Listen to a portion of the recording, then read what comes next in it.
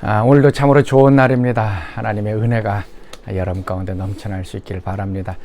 이번 사순절을 저희들이 보내면서 예수님의 그 사랑이 우리 마음 가운데 깊이 새겨지고 또 충만하게 넘쳐나서 우리가 사랑의 사람이 되길 바라고, 하나님의 사랑받는 자로서 또 다른 사람을 또 사랑하는 그런 사랑의 사람으로 변화되도록 같이 기도하며 또 그런 놀라운 은혜가 우리 가운데 나타나도록 좀 기대하는 사순절 될 수 있기를 바랍니다.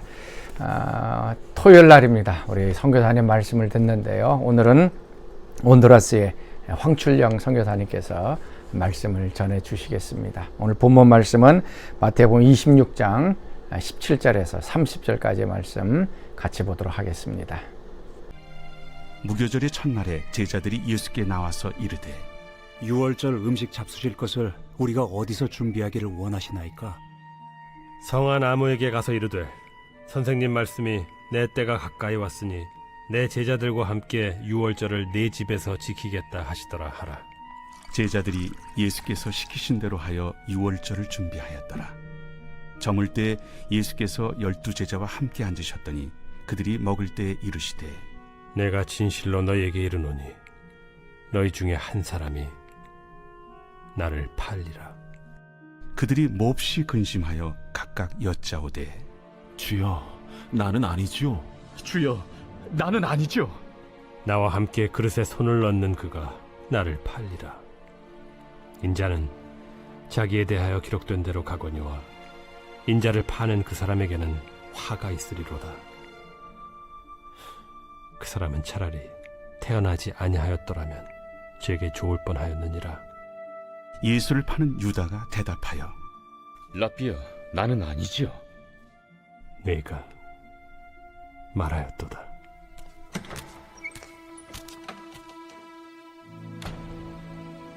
그들이 먹을 때 예수께서 떡을 가지사 축복하시고 떼어 제자들에게 주시며 이르시되, 받아서 먹으라. 이것은 내 몸이니라. 또 잔을 가지사 감사기도 하시고 그들에게 주시며, 너희가 다 이것을 마시라. 이것은 죄 사함을 얻게 하려고 많은 사람을 위하여 흘리는 바 나의 피, 곧 언약의 피니라. 그러나 너희에게 이르노니 내가 포도나무에서 난 것을 이제부터 내 아버지의 나라에서 새 것으로 너희와 함께 마시는 날까지 마시지 아니하리라. 이에 그들이 찬미하고 감람산으로 나아가니라. 네, 안녕하세요. 온두라스 황춘열 선교사입니다. 시내에 나갈 때는 아직 마스크를 착용하고 또 학교에 오는 아이들도 마스크를 사용하고 있습니다만, 온두라스의 팬데믹 상황은 거의 100% 끝난 것 같습니다. 학교와 교회도 코로나 이전처럼 정상 수업을 하고 예배도 잘 되고 있습니다. 아무쪼록 여러분 모두 코로나가 완전히 종식될 때까지 조심하시고 건강하게 곧 뵐 수 있기를 바라겠습니다. 네, 오늘 말씀은 마태복음 26장 17절에서 30절까지 말씀입니다. 그동안 여러 목사님들 통해서 나름대로 해석들을 하시고 또 여러 방향으로 설교를 많이 들으셨을 것입니다. 저는 오늘 간단히 유다는 어떠한 사람이었나, 그리고 유다를 향한 예수님의 마음은 어떠하셨을까, 이렇게 두 가지 내용으로 말씀을 나누고자 합니다. 유다는 예수님의 제자였다가 예수님을 은 30냥에 팔아넘긴 사람입니다. 아마 이 세상에 교회를 다니지 않는 사람일지라도 이러한 유다를 모르는 사람은 없을 것입니다. 그리고 유다의 배신은 아마도 모든 성경의 역사를 통하여 가장 유명한 것일 것입니다. 그 이유는 유다의 배신은 그가 누구를 배신하였는가 하는 그런 문제뿐만이 아니라 그가 또한 어떤 사람인지를 잘 말해주고 있기 때문입니다. 다시 말해서 그 배신은 외부의 어떤 사람에 의해서 일어난 것이 아니라 처음부터 3년 동안 예수님과 함께 동고동락하던 그 사랑스러운 제자 중에 하나에 의해서 일어났기 때문입니다. 과연 이 세상에 이것보다 더 비극적인 일이 어디 있겠습니까? 그리고 이제 우리는 이미 성경을 통해서 유다의 배신으로 인해서 예수님의 일들이 그 후에 어떻게 나타날지를 너무나 잘 알고 있습니다. 그래서 우리가 유다에 대해서 생각하기를 유다는 인상도 안 좋고 평소에 성격도 괴팍하고 또 그 12 제자들 가운데서 함께 섞이지 못하는 항상 스스로 삐딱하게 생각하고 엉뚱한 생각만 하는 골칫덩어리가 아니었을까 생각을 합니다. 그런데 그것은 사실과는 다르다는 것입니다. 사실 유다는 어떤 일에서도 12명의 제자들 가운데서 가장 신뢰감을 주는 사람이었다는 것입니다. 그렇기 때문에 동료들이 유다에게 회개하는 일을 맡긴 것이고, 그것도 그가 회개하는 일에 어떠한 실수를 하지 않았었기 때문에 3년 동안이나 장기 집권을 한 것이 아니겠습니까? 또한 유다가 맡은 일은 제자들과 예수님을 따라다니면서 가난한 사람들을 위해서 음식을 준비하고 식탁을 마련하는 일이었습니다. 이렇게 최고로 예수님과 동료들을 섬기는 그러한 제자였습니다. 그래서 예수님과 제자들은 모두 유다를 좋아했습니다. 그리고 신뢰하였습니다. 공동의 물건들을 모두 유다에게 맡겼고 그것들을 유다가 결정한 대로 나누었습니다. 사실 유다는 베드로나 그 어떤 제자들보다도 더 열심히 그 공동체의 살림살이를 도맡은 사람이었습니다. 그리고 유다는 예수님을 따라서 동료 제자들과 함께 수백 마일을 걸으면서 예수님의 음식을 준비하기 위해서 최선을 다했습니다. 이렇게 유다는 중요한 직책을 맡았기 때문에 예수님이 계시는 곳에는 항상 있었고 예수님을 사랑하고 존경하고 섬겼습니다. 가나안 혼인잔치, 또 5,000명의 사람들이 떡 5개와 물고기 2마리로 배불리 먹을 때에도, 그리고 안전뱅이가 일어나 걸을 때에도 소경이 눈을 뜨는 것도 보았습니다. 그리고 예수님께서 제자들의 발을 씻기실 때에도 자신의 발을 내놓았습니다. 근데 우리가 흔히 손가락질을 하듯이 만일 유다가 제자들 그룹에서 정말로 왕따를 당하는 사람이었다면 예수님께서 너희 중에 한 사람이 나를 팔리라 하셨을 때 제자들은 엄청난 충격으로 서로 바라만 보았지 그것이 누구를 가르치는지 전혀 예상을 하지 못하였었다는 것입니다. 그래서 요한복음에서는 선생님 도대체 누구를 말씀하시는 것입니까? 하고 되묻지 않았습니까? 여러분, 중요한 것은 이렇게 신뢰를 받고 괜찮았던 사람이 예수님을 팔아넘긴 이 사건을 여러분 어떻게 생각하십니까?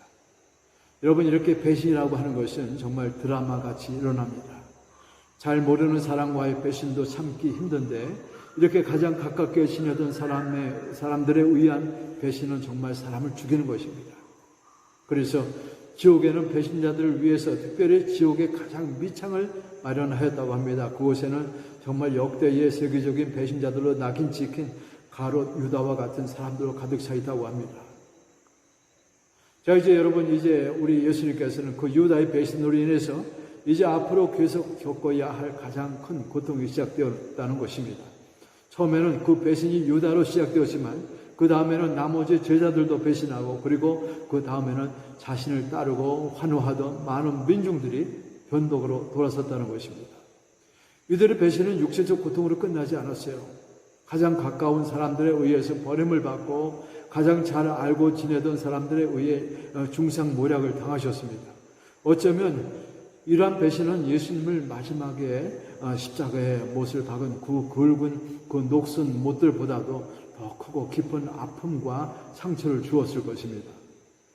예수님은 이렇게 가장 가까운 사람들로부터 십자가에 못 박히는 고통스러운 경험을 한 것입니다. 이제 우리는 오늘 이 말씀에서 우리에게 주시는 그 교훈을 생각해 보아야 할 것입니다. 예수님께서는 그 유다의 그 죄의 심각성과 그의 동기가 무엇이든지 간에 자신을 배신하려는 유다를 아시고도 그에게 음식을 먹이신 것입니다. 아마 우리들 같으면 화를 내고 식탁을 뒤집어 엎고 밖으로 내쫓았을지 모릅니다. 그런데 예수님께서는 그를 먹이시고 발을 씻기시고 따뜻한 물로 목욕을 하게 하셨습니다. 뿐만 아니라 유다가 어떤 사람인지 그리고 그가 하려는 일이 무엇인지 이미 알고 계시면서도 예수님은 그를 제자들의 그 그룹으로부터 버리지 않으셨습니다. 예수님은 끝까지 씻기시고 먹이셨습니다. 유다 스스로 밖으로 나가기 전까지 쫓아내지 않으셨고 그것을 원하지 않으셨습니다. 자, 이제 유다가 밖으로 나갔습니다.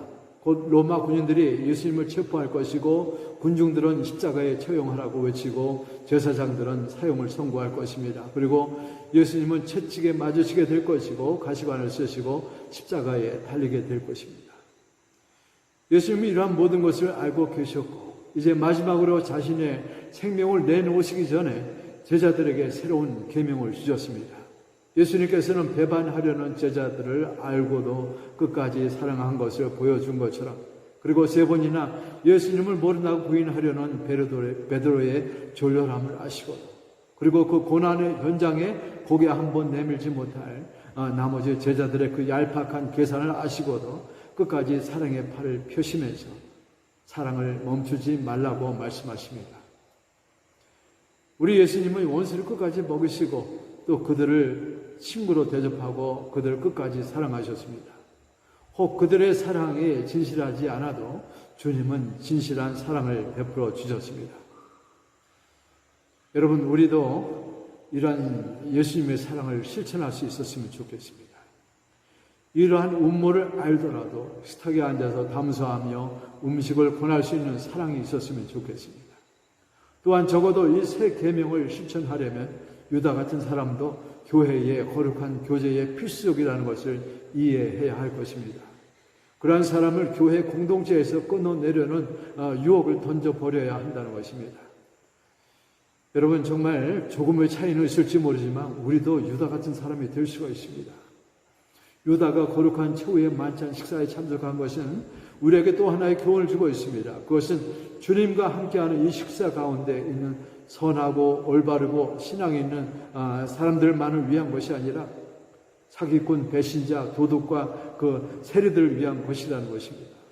이것은 교회를 구성하는 우리가 누구인지를 밝혀주는 것입니다. 그들을 끝까지 사랑하는 것이 우리들이 해야 할 일입니다. 그들을 끝까지 사랑하지 않는다는 것은 주님의 자녀이기를 포기한 것입니다. 우리 예수님처럼 배신감을 느낄 때 더욱 먹이고 베풀고 또 품어주어야 할 것입니다. 감사합니다.